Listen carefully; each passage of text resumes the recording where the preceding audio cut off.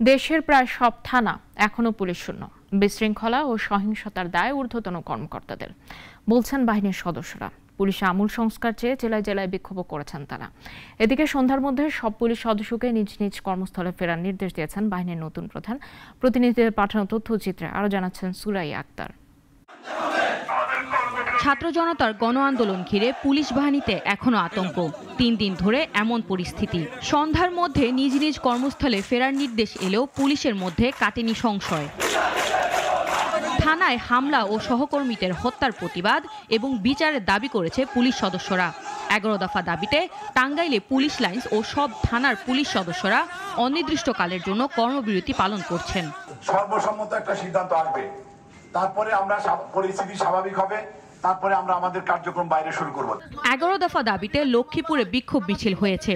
ঊর্ধ্বতন কর্মকর্তাদের বিচারও দাবি করছেন পুলিশ সদস্যরা। কতজন পুলিশ মারা গেছে শুধুমাত্র আমাদের অভিভাবকদের কারণে। এখন বলতেছে আমাদের অভিভাবকরা যে নির্দেশনা দিবেন আমরা সেই অনুযায়ী কাজ করব না, আমরা কাজ করব না।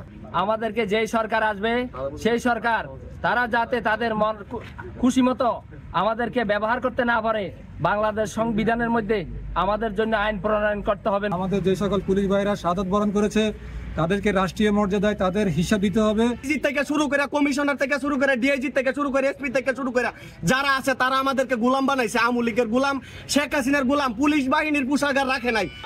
শরীয়তপুরেও বিক্ষোভ মিছিল হয়েছে। উঠেছে দুর্নীতিগ্রস্ত কর্মকর্তাদের বিচারের দাবি। আমরা কোনো একক পক্ষের পুলিশ হতে চাই না ভাই, আর আমার ভাইরা অকাতরে জীবন দিচ্ছে। কুমিল্লা আইন শৃঙ্খলা পরিস্থিতি স্বাভাবিক করতে মতবিনিময় সভা হয়েছে।